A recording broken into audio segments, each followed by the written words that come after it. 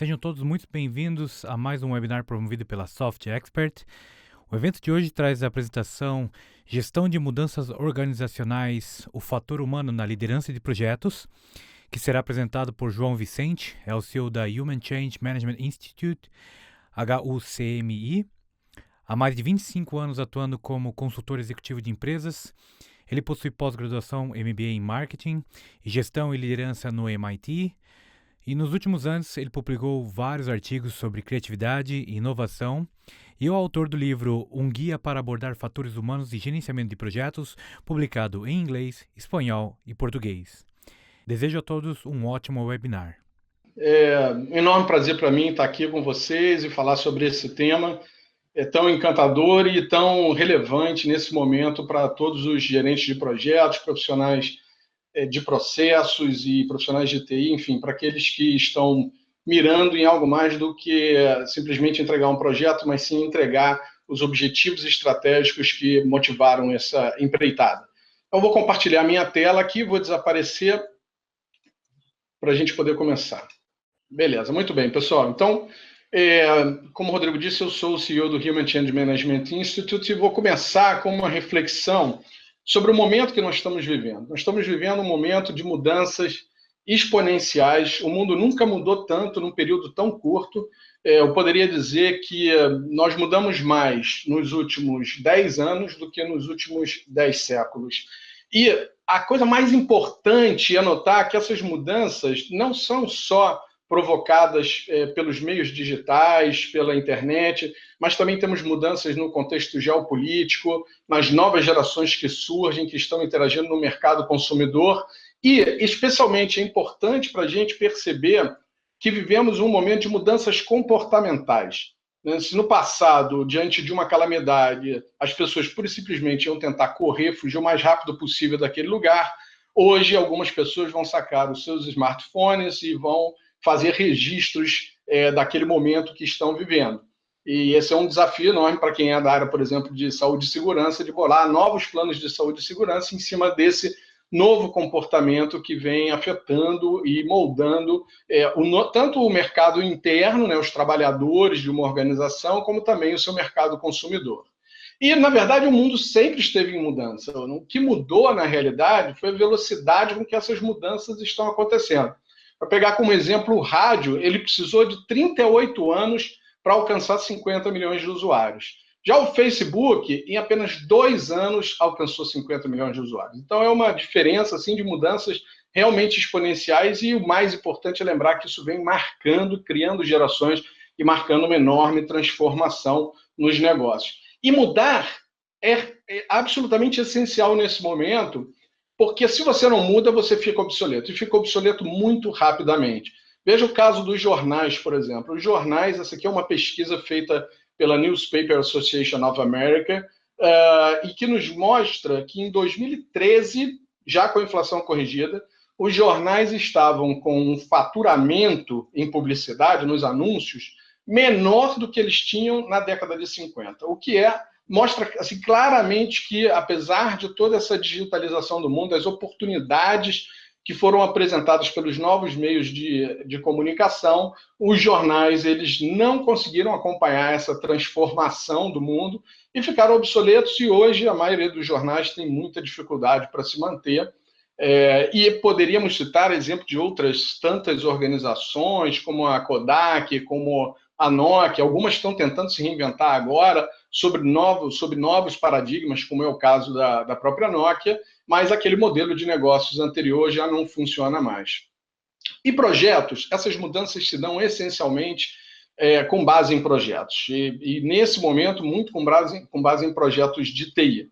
E os projetos geram mudanças, os projetos incomodam. Se você vai implantar um CRM, na realidade, você não está implantando só um sistema de Customer Relationship Management. Você está também implantando uma cultura de relacionamento com o seu consumidor de uma forma totalmente diferente, mais próxima, um entendimento melhor desse mercado, mas mudar não é fácil para ninguém. Vejam nessa foto, que exemplo interessante, isso aqui é um assentamento na China, inicialmente de casas muito humildes, e que ao redor desse assentamento foi construído uma espécie de Minha Casa Minha Vida, um programa para dar moradia, né, uma moradia de muito melhor qualidade do que esse casebre aí simples. Mas tem uma dessas pessoas que não quer morar nesses apartamentos, que a zona de conforto dela, onde ela se sente bem, onde ela está feliz, é nesse casebre, e esse casebre acabou ficando no meio da rua. É claro que em algum momento ele passará por uma mudança impositiva, alguém passará com um trator ali, ele vai ser obrigado a mudar, mas vai mudar com muito mais sofrimento do que poderia ter sido, talvez se ele tivesse aceitado a mudança desde o início. O fato é que apenas 10% das pessoas são early adopters, são aquelas que gostam da mudança, que se jogam na mudança, que topam as coisas novas sem muita resistência.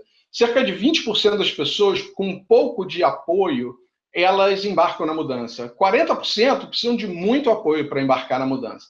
E 30%, de uma maneira geral, claro que isso varia de cultura para cultura, de organização para organização, mas 30% é o grupo de pessoas, na realidade, que só muda depois que a mudança está totalmente consolidada.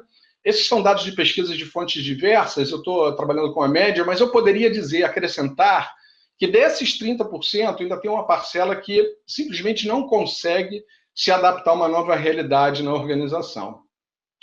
E apesar do enorme desenvolvimento que a gestão de mudanças teve nos últimos 30 anos, eu me lembro quando comecei, eu tenho 51 anos, quando eu comecei aos 19 anos como programador de computadores, não existia metodologia de gestão de projetos. Nós trabalhávamos nos mainframes, definíamos como as coisas seriam e o usuário depois ficava sabendo como ele ia trabalhar. Mas apesar de todo esse avanço, né, nas metodologias, o resultado de projetos, como nós podemos ver nesse estudo da McKinsey de 2012, ainda não é exatamente o que pode ser esperado, principalmente para quem banca o investimento. Então, aqui nós estamos vendo que pelo menos metade dos projetos apresentam problemas em relação a prazo, em relação a custo, em relação a escopo.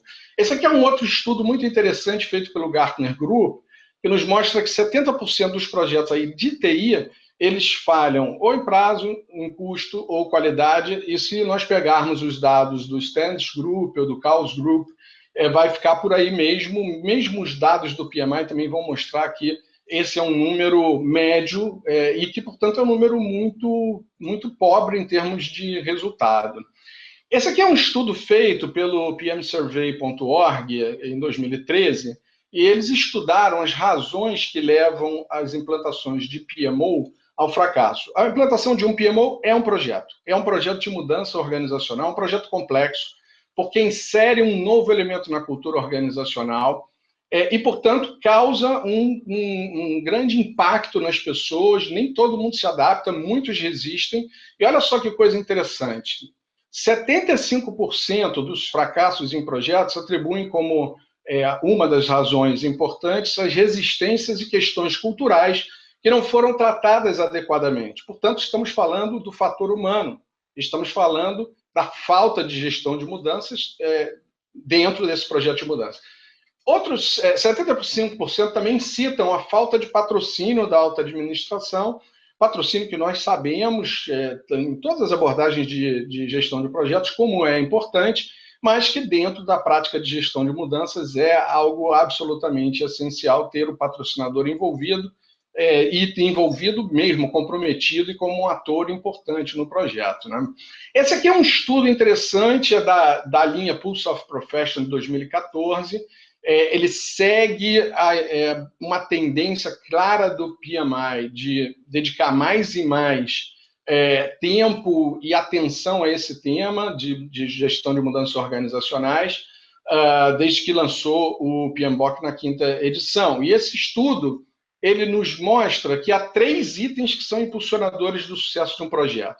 O primeiro é ter uma boa metodologia de gestão de projetos e programas. O segundo, de novo, aparece a questão dos patrocinadores engajados e atuando ativamente. E o terceiro é gerenciar as pessoas durante o processo de mudança. Estamos falando de gestão de pessoas em projetos, estamos falando de gestão de mudanças organizacionais, e também existe uma nomenclatura que é Stakeholder Management, em português isso foi traduzido como a gestão das partes interessadas, mas que nada mais é, no final das contas, como uma das dimensões da gestão de mudanças organizacionais.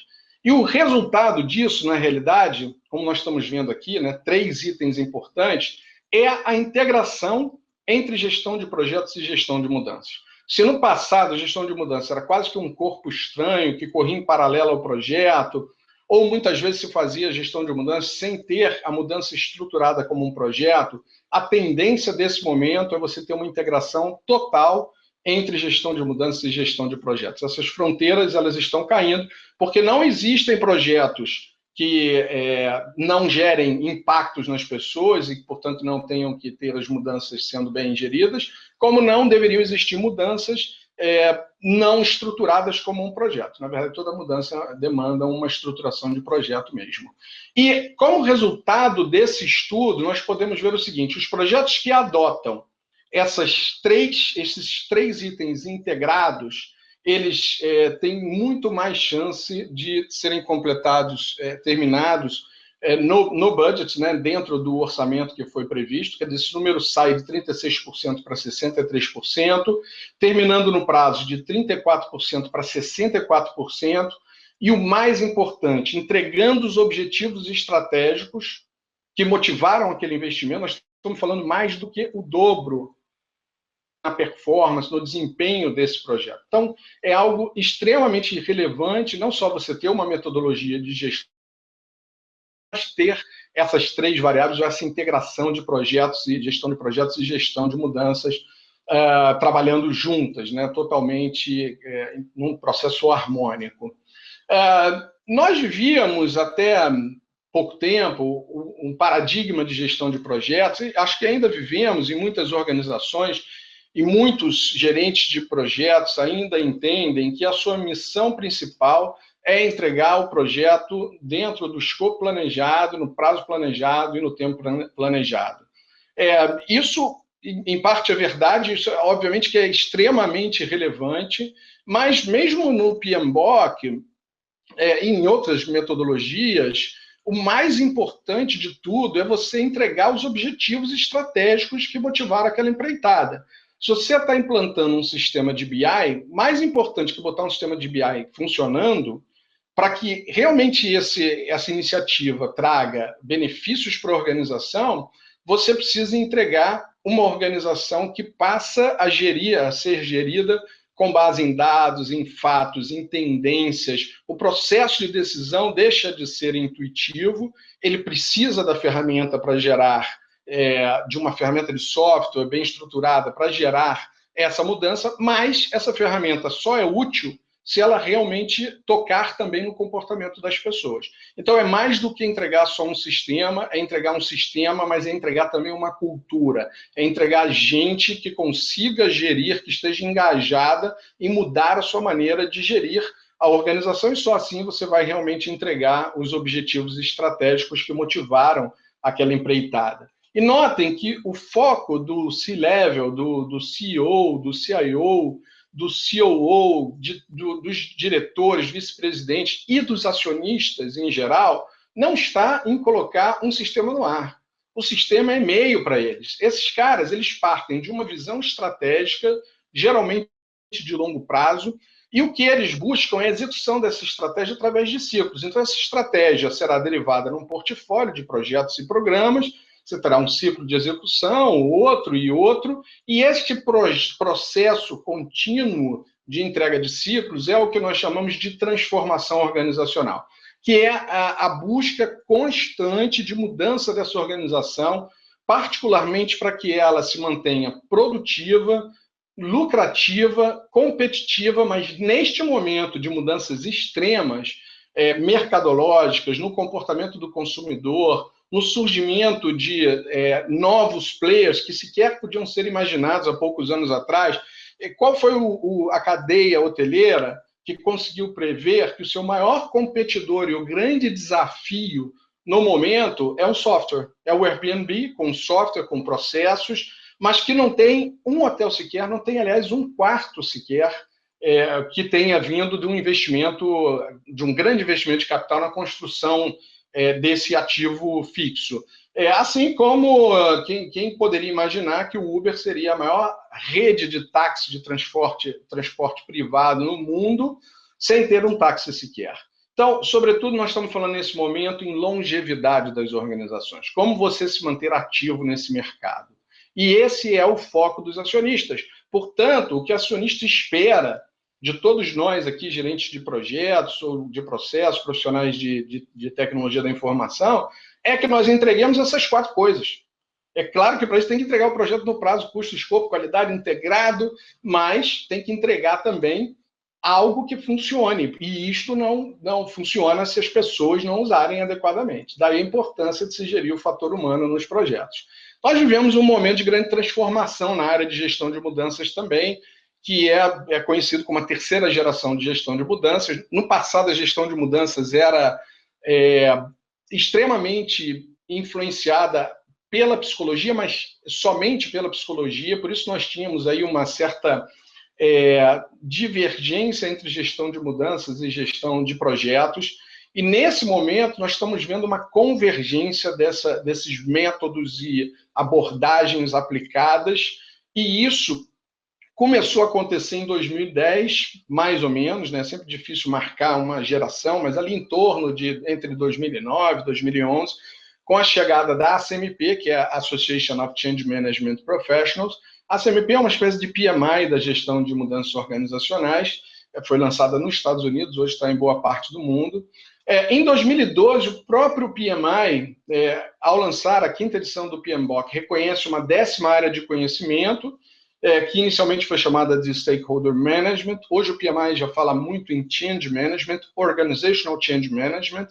E também em 2012 foi lançado o Human Change Management Institute, com o seu guia, que é o HCMBOK, o Human Change Management Body of Knowledge, que é um guia bastante complementar e bastante enfocado na abordagem de boas práticas, proposta tanto pelo PMI no PMBOK, mas também, você pode dizer, em relação às metodologias ágeis, em relação a PRINCE2, ele é absolutamente integrado e facilmente aplicado na sua metodologia. Você pode convergir e buscar do HCMBOK, buscar da sua metodologia, integrá-la numa única abordagem de gestão de projetos e mudanças. Basicamente, os 3 grandes elementos da terceira geração de gestão de mudanças é uma gestão de mudanças para todos, é a popularização da gestão de mudanças. Isso não é uma área dos super especialistas mais, só dos psicólogos, só dos profissionais de recursos humanos, é desses profissionais também. Eles também são importantes, principalmente em mudanças de altíssimo impacto numa organização, em mudanças que vão demandar o conhecimento de um super especialista. Mas, de uma maneira geral, o gerente de projeto ele precisa minimamente conhecer gestão de mudanças para poder interagir com essas pessoas.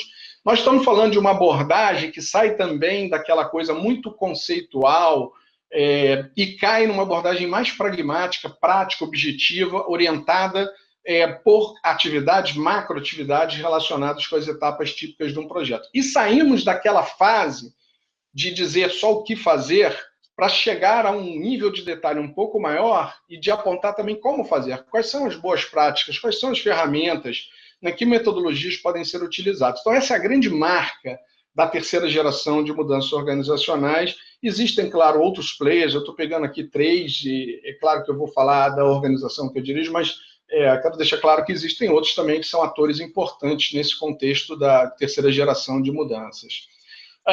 E aí vem aquela pergunta clássica, né, que eu costumo fazer para meus amigos que são CIOs, né, que são diretores de TI, ou gerentes de TI, o que é gestão de mudanças para vocês? E alguns respondem assim, a gestão de mudanças já sei, Vicente, é aquele negócio de abraçar a árvore, né? É claro que muita gente nos kickoffs de projetos, as pessoas fazem atividades lúdicas, é normal isso. Eu não tenho nada contra abraçar a árvore, mas a gestão de mudança é muito mais do que isso. Outros dizem assim, já sei, Vicente, a comunicação nos projetos. Comunicação é uma das coisas mais importantes em projetos, não tenha dúvida também, mas também é muito mais do que isso. E outros dizem, não, Vicente, além de comunicação, é treinamento. Treinamento é um dos elementos fundamentais. As pessoas estarem capacitadas é fundamental, isso dá segurança psíquica. Quem não está capacitado tende a não querer interagir com qualquer ferramenta nova que esteja sendo implantada, ou qualquer mudança que esteja implantada. Pode ser também um processo, pode ser uma reestruturação organizacional, pode ser a compra, aquisição de uma organização, ou merge de 2 empresas, ela sempre será seguida de uma fusão cultural. E isso é um projeto, e que também precisa de gestão de mudanças organizacionais. A definição clássica de gestão de mudanças é você levar uma pessoa, um grupo de pessoas ou uma organização do estado atual para um estado futuro desejado. Tudo bem com essa definição, mas a terceira geração de gestão de mudança adota uma definição mais pragmática, falando o idioma do top management das organizações, falando um idioma que você, gerente de projeto, que tem um pensamento naturalmente mais cartesiano, quantitativo, controlador e não tão abstrato, conceitual, que você entende. Então, o objetivo que nós usamos para a definição de gestão de mudança é esse. É a gestão do fator humano, e se você quiser só pegar a parte amarelinha ali, com foco em ampliar as chances dos projetos entregarem, atingirem ou superarem os seus objetivos estratégicos. É isso, é para isso que existe a gestão de mudança. É para fazer com que esses objetivos, de fato, tragam o resultado que é esperado e não que simplesmente nós entreguemos alguma coisa nova. O processo de mudanças, ele é doloroso para todo mundo. Como nós podemos ver nesse gráfico, você tem ali um desempenho antes da mudança. No curso dessa trajetória de mudar para alcançar um desempenho melhor depois da mudança, existe o que a gente chama de vale do desespero. É o momento em que a mudança afeta as pessoas, afeta os stakeholders, afeta a organização. Uma pequena mudança, por exemplo, você compra um carro novo, você tem uma adaptação, né? Nos primeiros dias ali você sente que a embreagem é um pouquinho diferente, que o tamanho do retrovisor é um pouquinho diferente, que o próprio tamanho do carro é um pouco diferente. Depois de um tempo, você está totalmente adaptado. E essa é uma mudança que você quis fazer. Claro que as mudanças que nós fazemos voluntariamente são muito mais fáceis, mas nem todas as mudanças nas nossas vidas são voluntárias. E, particularmente, as mudanças organizacionais, elas demandam uma fase complementar. Depois que o projeto está implantado, a mudança precisa ser sustentada. Porque se ela não for sustentada, existe uma grande possibilidade de você retroagir àquele estado anterior, à zona de conforto desses stakeholders, que é onde eles já estavam trabalhando há muito tempo. A gente cansa de ouvir esse tipo de coisa, mas vai mudar para quê? Sempre funcionou bem assim, né? Time que está ganhando não se mexe, né? Na verdade, tem que mudar exatamente por isso, né? Para continuar ganhando. Se você não mudar, tem grande chance de você ficar obsoleto e acabar perdendo o jogo. Então, o processo de mudança não é fácil. O objetivo principal da aplicação das técnicas, da disciplina de gestão de mudança, de gestão de stakeholders num projeto, é fazer com que esse vale seja o menos profundo e o mais curto possível. É impossível passar por uma mudança sem ter algum momento de vale do desespero, mas é possível sim reduzir muito e ampliar a adoção dessa mudança, trazendo um resultado muito melhor para os projetos. Muitas pessoas me perguntam isso, mas, Vicente, eu sou gerente de projetos, eu agora vou ter que entender também de pessoas. Sim, a resposta é sim, você vai ter que entender um pouco. Você pode nunca ser o grande especialista de gestão de mudança e nem precisa. Se você estiver num projeto muito grande, certamente você terá uma equipe para te apoiar. Essa equipe vai ter lá um especialista em prazo, um especialista em custo, vai estar olhando seu orçamento, outro que está olhando o escopo, outro vai estar olhando o risco, qualidade, integração, e também vai ter uma equipe especializada em gestão de mudanças organizacionais.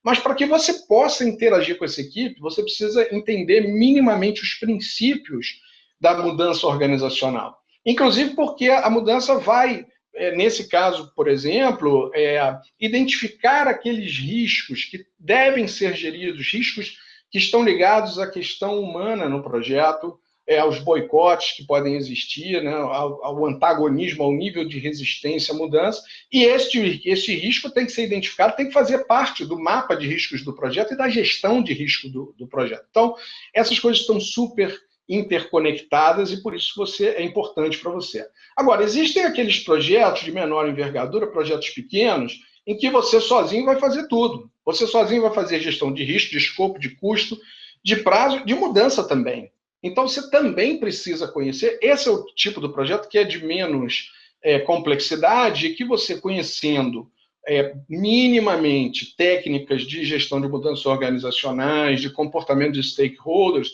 você consegue se virar muito bem sozinho.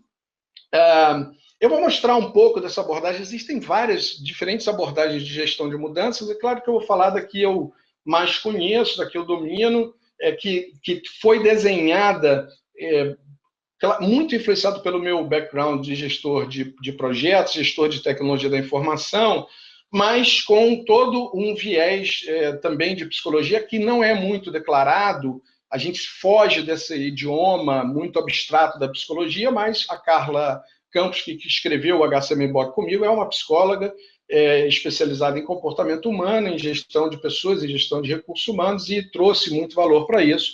O HCMBOK, portanto, é um guia, né, composto de ferramentas, metodologia e práticas que é voltado para isso, a gestão do fator humano nos projetos. Ele tem 48 macroatividades, 213 atividades, que basicamente, com as etapas típicas de um projeto. Então, tipicamente, num projeto, você tem uma etapa de iniciação e planejamento, uma etapa de execução, de implantação e de encerramento. E nós acrescentamos, que vocês estão vendo aí em vermelho, uma etapa de produção, que não é a etapa de garantia, nem a etapa de operação assistida, mas que é a etapa que você precisa fazer a sustentação das mudanças. É nesta etapa que você consegue realmente medir o quanto o projeto está conseguindo entregar dos objetivos estratégicos. Só aí você consegue ter metas, métricas, que vão ser acompanhadas. Para dar um exemplo, você entrega a implantação de um ERP. Você precisa, pelo menos, fechar um ciclo desse ERP para saber qual foi o nível de produtividade, se você conseguiu fechar, por exemplo, a sua contabilidade no prazo. Se você não cumprir esse ciclo, simplesmente você vai ter só os parâmetros de prazo, custo, escopo, qualidade. Mesmo assim, com uma certa... de certa forma, eles estarão um pouco abstratos. Vocês podem reparar aí também que nós incluímos uma etapa de aquisição. Tipicamente, a aquisição é uma das atividades dentro da execução. No caso da abordagem de gestão de mudanças organizacionais, a aquisição, quando nós estamos falando de projetos que têm fornecedores de uma cultura muito diferente, é comum você observar choques de origem cultural. Quem já fez projeto com indianos, com canadenses, sabe que são culturas muito diferentes das nossas. Então, por uma questão didática, única e exclusivamente, nós separamos aí como se fosse uma outra etapa, mas a aquisição acaba na prática ocorrendo dentro da execução e não tem nenhum problema aqui, realmente é um desenho didático, vamos dizer assim, dessa abordagem. Então, nessa abordagem nós temos macroatividades e atividades que são específicas, que ocorrem dentro de uma etapa do projeto. É claro que você vai fazer o planejamento estratégico de gestão de mudanças lá na etapa de iniciação e planejamento. É claro que você vai decidir pela implantação ou não, pelo go live do sistema, vai mapear lições aprendidas em etapas específicas, né? Então, por isso é importante. Agora, existem atividades também, macroatividades, que são recorrentes, são aquelas que vão percorrer o projeto como um todo, né? Para citar mais relevantes, está aí, por exemplo, a gestão de comunicação, a questão do espírito de equipe, processos participativos, gestão de conflitos. Isso é tão importante o gerente de projetos saber gerir conflitos, saber observar e gerir a motivação, o nível de estresse da sua equipe, comportamentos dos stakeholders, né? Incluir a criatividade e inovação como um elemento de transformação da organização e, nesse contexto como um todo, saber gerir os stakeholders, que é uma das dimensões da gestão de mudanças organizacionais. Eu vou mostrar algumas macroatividades só para exemplificar. Por exemplo, dentro do planejamento do seu projeto, é muito importante você definir, mas preparar o patrocinador do projeto. Patrocinador não nasce pronto. Não adianta só você convidar uma pessoa para atuar como um patrocinador do projeto, se você não discutir com ele a disponibilidade que ele tem, por exemplo, para atuar no projeto. Patrocinador não pode ser a fotografia de alguém na parede do projeto. Ele tem que fazer comunicações, ele tem que declarar o patrocínio dele, ele vai apoiar em conflitos que envolvam elementos da alta hierarquia da organização. O patrocinador, em geral, participou do desenvolvimento, do planejamento estratégico da organização, então ele sabe os impactos que podem ser esperados preliminarmente e que podem criar problemas para os projetos. Então, o patrocinador é um elemento ativo, muito ativo. E, portanto, essa é uma macroatividade. e que tem suas boas práticas, que tem um script padrão, por exemplo, que você, claro que você vai adaptar à realidade da cultura da sua organização, do modelo do projeto, mas em geral tem aí um arsenal de boas práticas e ferramentas que você deve seguir para aplicar e conseguir um bom patrocínio desde o início do seu projeto. Assim como o mapeamento e a classificação dos stakeholders é extremamente importante. E nós utilizamos esse modelo de mapa, né, como um exemplo aí de ferramenta, e escolhemos esse modelo, desenvolvemos esse modelo, porque ele é um modelo super simples. É fácil de você olhar e saber que decisor é aquela pessoa que realmente toma decisões que vão influenciar diretamente o rumo do projeto ou até paralisar o projeto. São as pessoas do alto nível hierárquico numa organização, geralmente fazem parte de um comitê diretor, fazem parte de um comitê de gestão de projetos. O influenciador direto, ali naquela barra superior, né, nós estamos vendo basicamente esse poder e influência dos stakeholders. Né? O influenciador direto ele não decide, mas influencia diretamente o decisor, assim como o indireto também influencia o influenciador direto, e o espectador é aquele que vai ser mais afetado pela mudança, mas não necessariamente ele tem força para intervir num processo de mudança e gerar um grande problema. Dentro desse mapa de stakeholders, nós fazemos uma avaliação do grau de adesão desse stakeholder em relação à mudança. Então, lógico que o que nós queremos é que todos sejam vendedores da mudança. Mas isso é um cenário utópico. Sempre existem aquelas pessoas que se sentem mal com a mudança, mesmo aqueles que entendem logicamente a necessidade da mudança, eles podem sentir que a mudança em relação à sua agenda pessoal, às suas ambições pessoais, ela não é boa. E se ela não é boa, talvez eu não queira embarcar nessa mudança, talvez seja até melhor que a organização não seja bem sucedida nessa mudança, e que se eu tiver que engolir o projeto, se depois do projeto, lá na produção, eu puder retroagir a minha zona de conforto e ao meu projeto pessoal dentro da organização, para mim será melhor. Então a gente não pode desprezar esse poder das agendas pessoais, ele é extremamente relevante. O suporte, ele que apoia o projeto, esses dois que estão em amarelo, provável, resistente e instável, são classificações que, em geral, aparecem na primeira versão do mapa de stakeholder. O mapa de stakeholder é uma ferramenta extremamente confidencial, que diz respeito ao gestor do projeto, à gestão de mudança e mais poucas pessoas. Não é uma ferramenta para estar na parede do seu projeto, para alguém visitar o seu projeto e falar: ah, que bonitinho, eu sou um boicotador, né? Não, de jeito nenhum. Né? E existem aí dois tipos de boicotadores. O boicotador aberto é aquele bom boicotador, aquela pessoa que se declara desde o início contrária àquela mudança, mas existe o boicotador velado, que é aquele que vai bater no peito, vai te dizer: olha, pode contar comigo, deixa aqui, vamos lá, vamos juntos, vamos lá, mas que nos bastidores, nos corredores, ali no cafezinho, ele vai estar falando de você, vai estar dizendo: esses caras são loucos, isso não vai dar certo, isso vai ferrar a empresa. Ele vai jogar contra a mudança. Esse é o boicotador velado, esse é o grande problema dos projetos. Eu creio que todos vocês conheçam, pelo menos, algum projeto que teve uma grande ação de boicotadores velados, causando grandes problemas ao projeto. Essa macroatividade é a atividade mais importante da iniciação e planejamento, que é a elaboração do plano estratégico de gestão de mudanças. Para ir direto para o plano ele é muito importante porque ele tem uma definição clara do patrocínio, da visão futura do projeto, vários elementos que eu não vou descer num nível de detalhe muito alto, porque o objetivo aqui não é dar aula de gestão de mudanças, mas é compartilhar boas práticas.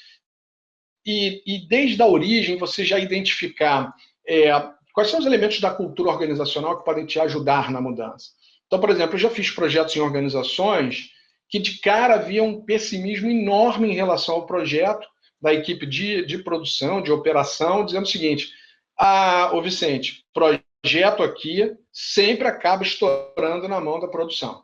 Então, esse é um mito que está instalado na cultura organizacional, que se você, desde a origem, do planejamento, das primeiras comunicações, do kickoff do projeto, você não começar a desconstruir esse mito, ele vai, com o tempo, pressionar o resultado do seu projeto. Então, mesmo que você entregue um projeto muito bom, a percepção de problema, ela será muito forte. Sabe por quê? Porque projeto dá problema em operação mesmo. O projeto tem impacto em produção. Isso é normal, é esperado. Isso só não pode ser mitificado porque o mito ele amplifica muito a percepção das pessoas em torno de um problema, né? Assim como os fatores de antagonismo, aquilo que já joga contra na origem, os fatores de engajamento, ter o seu mapa de stakeholder, uma clara definição de papéis e responsabilidades, que é muito comum que isso traga problemas em projetos, ter um bom plano de comunicações ordinárias, assim como já definir desde este momento a estratégia de sustentação das mudanças. Como é que essas mudanças serão tratadas lá na etapa de produção? Quem é que fica mobilizado, trabalhando as melhorias contínuas e mantendo os stakeholders engajados até que a mudança esteja totalmente consolidada na cultura organizacional, trazendo, então, os objetivos estratégicos que eram esperados desde a origem. Do ponto de vista para citar o exemplo aí de uma atividade recorrente, né, processos participativos, eles são extremamente importantes, porque quando nós participamos, a chance de nós nos sentirmos engajados é muito maior. É muito maior do que quando simplesmente alguém diz que você tem que fazer isso, uma mudança que nós chamamos de impositiva. Ela tem um peso e gera um desconforto muito maior. Essas mudanças são típicas daquelas organizações que tem uma estrutura de manda quem pode, obedece quem tem juízo, e basicamente elas têm as seguintes características: não tem espaço para participação, elas levam a um estado que nós chamamos de presenteísmo. Quer dizer, você manda o corpo para o trabalho, mas a alma fica longe. Você aceita aquela mudança, mas na verdade você nunca se engaja nela. Você não está comprometido nem com a mudança, nem tampouco com a organização. Porque ninguém gosta de coisas impositivas, embora nós tenhamos que viver com coisas impositivas em nossas vidas. Mas sempre que você puder ter espaço para uma abordagem participativa, é muito melhor. E como efeito disso tudo, nós chegamos a uma produtividade repetitiva, aquela produtividade na qual eu estou comprometido única e exclusivamente em produzir aquilo que a empresa está esperando, mas eu não estou comprometido em produzir melhor, em produzir mais, em ser mais criativo, em perceber diferenciais que podem ser discutidos e alavancar a organização. Do outro lado, você tem as mudanças participativas. E nota bem, participação não quer dizer democracia. As empresas são hierárquicas, não são democráticas. Se tentarem ir para a democracia, vão acabar numa anarquia. Tem lá uma definição do plano estratégico, tem um projeto que vai entrar no ar, mas isso não significa dizer que as pessoas não possam ser ouvidas. Isso não significa dizer que você não possa levar em conta a perspectiva do outro, desse stakeholder que é muito afetado pela mudança, porque ele vai enriquecer a sua abordagem de gestão daquela mudança. Então, as características principais, claro, tem a ver com levar em conta o fator humano, o espírito de equipe, você gerar, por conta disso, um alto engajamento e estimular a produtividade criativa, que é exatamente o contrário da produtividade repetitiva. Produtividade criativa é aquela na qual eu estou preocupado não só em produzir aquilo que é esperado, mas produzir cada vez melhor. Encontrar caminhos de trazer um melhor resultado para mim e para a organização. Então, quando você usa processos participativos, é muito mais fácil você alcançar o engajamento. É claro que se você participa de algo, você está impregnando aquela solução com seu DNA, a chance de você enxergar aquela solução, o resultado do projeto, como seu filho, é muito maior. E se é seu filho, é bonito por definição. Vocês jamais verão alguém postar a foto do seu filho no Facebook, numa rede social qualquer, dizendo, olha que feinho é meu filho. Ninguém diz isso. Todo mundo acha o seu próprio filho uma coisa linda, a coisa mais fofa do mundo. Então, a abordagem participativa, ela foca em engajamento, para que as pessoas tenham essa percepção de pertencimento. Aquilo é meu também, tem o meu DNA. Mas pensar em engajamento 100% é utopia. E, infelizmente, isso eu nunca vi em nenhum projeto. Sempre tem um grupo de pessoas que se sente muito incomodada com a mudança. Seja porque tem um nível de conexão muito grande com aquilo que está mudando, seja porque ela mesma construiu aquele estado anterior, antes da mudança, seja por suas agendas pessoais, seja porque não compreendeu bem o que é a mudança. Daí a importância de você ter como atividade recorrente a gestão de stakeholders. Ela vai transcorrer o projeto como um todo. E eu não vou descer em detalhes aí também, eu ressaltei em azul aqui. Claro que existem várias atividades que focam em engajamento, mas em azul estão as atividades que visam reduzir a ação dos antagonistas. Então, tem técnica para isso também.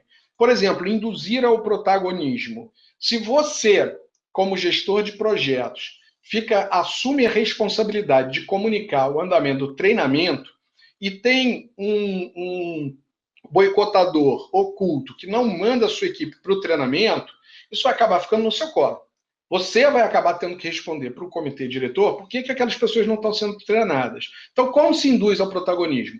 Você mede a evolução do treinamento, prepara aquele stakeholder que é responsável por aquela área, o departamento, para que ele apresente o resultado da evolução da sua frente de trabalho, incluindo o treinamento, para o comitê diretivo, o comitê diretor do projeto. Se ele sabe que ele vai preparar, ele não vai dar o tiro do pé de chegar lá com 30% das pessoas treinadas, enquanto que a média da organização é 98%.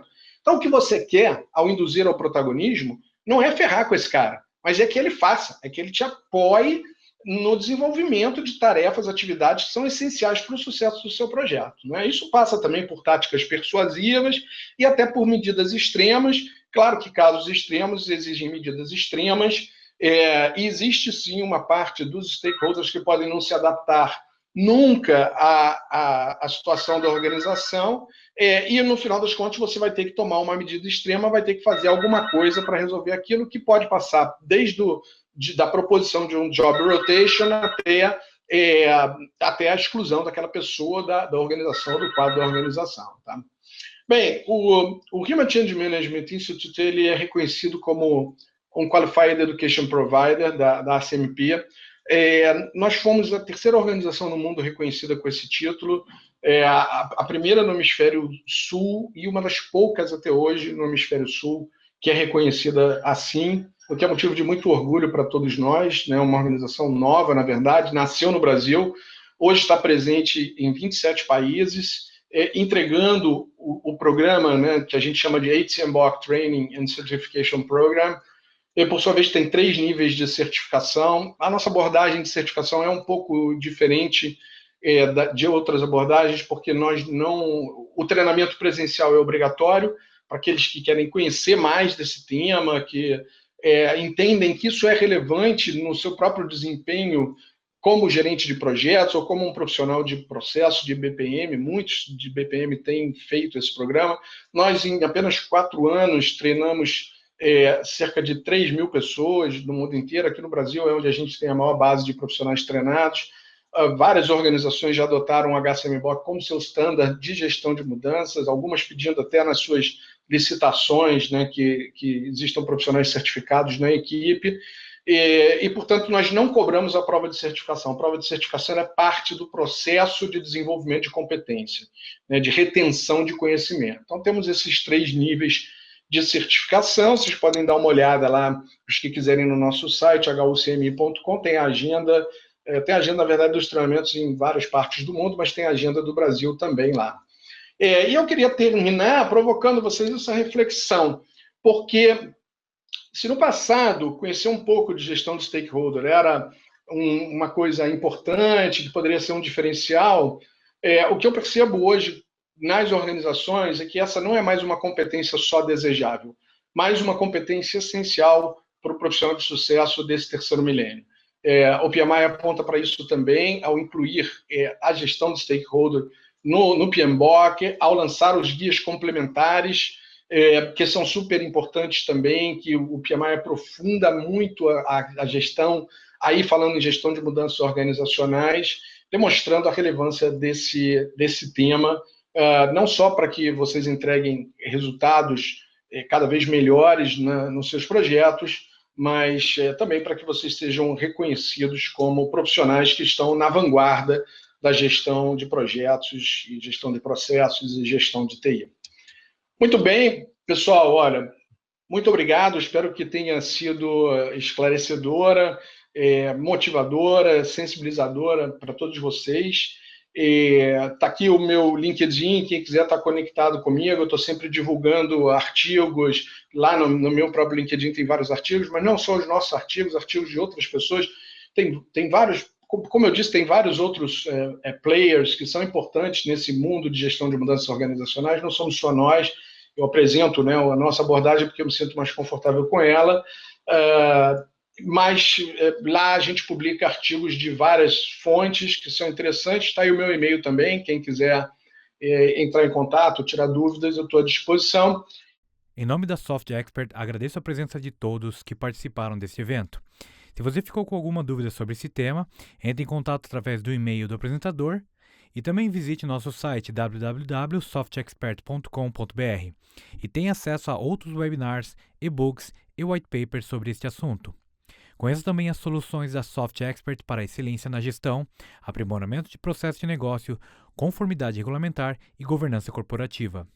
Obrigado pela atenção e até a próxima oportunidade.